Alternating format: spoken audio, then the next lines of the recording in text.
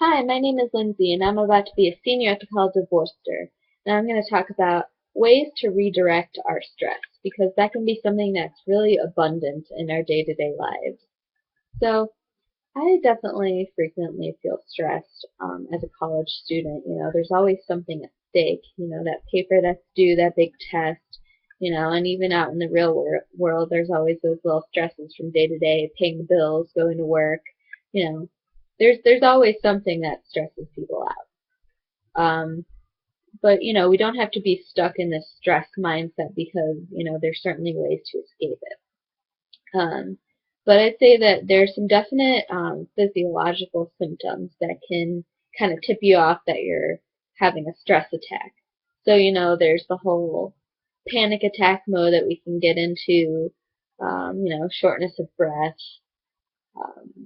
butterflies in our stomach, the, inability to get the negative swarming thoughts out of our head telling us that, we're not getting things done, things are failing, we're going to fail that test or not pay the bills on time, um, you know, and, you know, there's just a need for us to kind of reprogram our old beliefs about stress and about what we're able to do in our lives. And because, we're in control of our own thoughts. And once we change our thoughts and our beliefs, that will actually start to affect our health. People who have had diseases and are very pessimistic have made their diseases worse. Um, you know, if you change your thoughts, you can change your body's physiological reaction.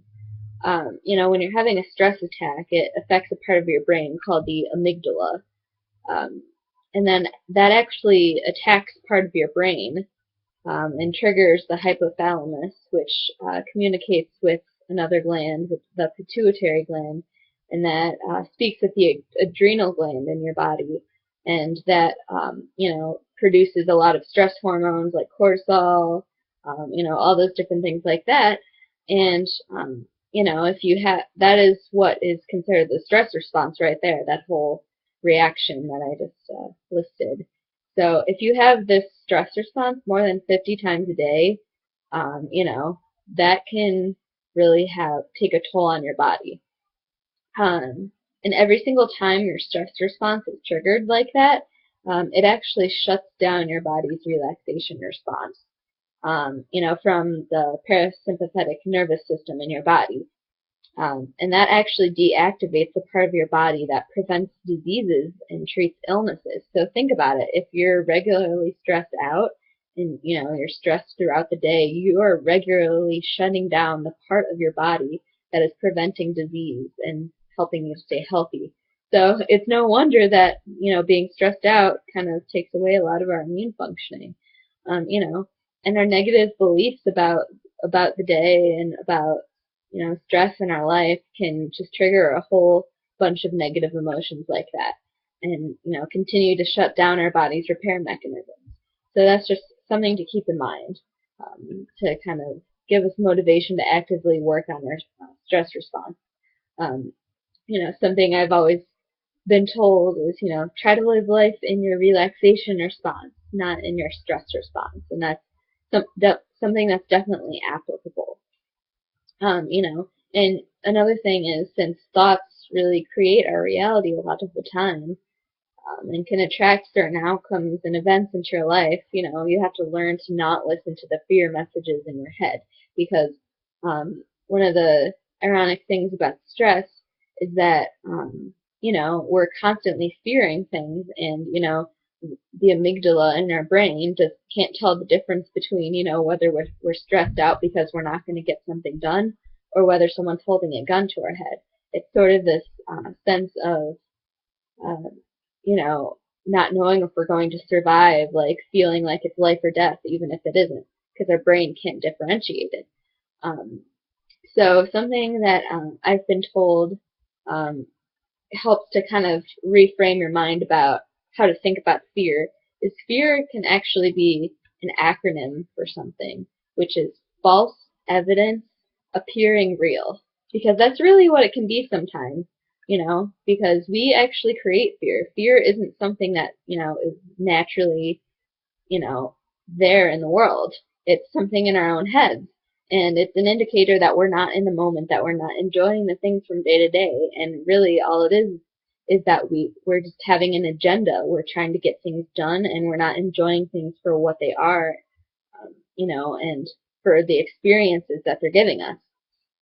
Um, so another part of stress, which I think is kind of ironic, is it really means that we're feeling like we're not in control. Um, and, another thing is that, we just have to learn how to let go of feeling like we constantly have to control everything, because stress kind of puts those thoughts into our head. And it's ironic because if we're trying to seek control, what that actually means is that we're not in control. Because you wouldn't have to seek control if you already had control. So, it's when we're not even thinking about control that we're truly in control of our own lives. Um, so that's just some things to keep in mind about stress.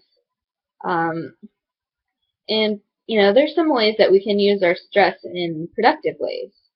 For example, for me, when I feel stress, kind of a comforting thought for me is that, oh, well, I'm stressed out about this. You know what that means? It means that I truly care about this.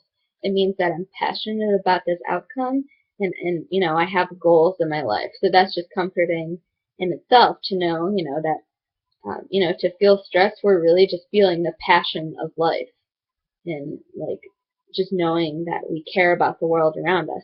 So what you can do is you can, take that stress and, take just moments for yourself, whatever it takes for you to calm down, taking deep breaths, meditation, whatever, and then change that stress into just pure determination to achieve your goals, because, you have that energy that's, keeping you going, and, engaging in all those tests to help you achieve those goals. So you can turn your stress into sheer willpower and turn it into a positive emotion. So that's kind of how I like to think about stress, and it can bring me comfort in situations like that. And there are different outlets you can use to let go of stress. Like I already listed off some, like taking deep breaths, doing meditation, listening to relaxing music, talking to friends, going out in nature, just taking some moments for yourself. Um, and there are some other techniques out there for stress management, which I think can be effective, and a lot of it has to do with time management, because a lot of time we feel at our most level of stress when we don't know how to budget our time. So that's something we have to be conscientious of. Think of time like money, because really time and money are kind of, similar to each other in that both are quantifiable. So you have to budget your time just like you budget your money. You have a certain amount of time in your day. It's as simple as that. So, you can't do everything that comes at you. You need to make choices for, what is more in line with your goals, what you need to, feel happy in life. And a lot of times when we can't do everything, we feel this guilt, um, and that's not healthy for us, and we need to learn to let go of that guilt. And in order to do that, we have to think to ourselves: is this really a realistic goal for me to get all of this done? Is it necessary? If it's not, you just have to simply lower your expectations.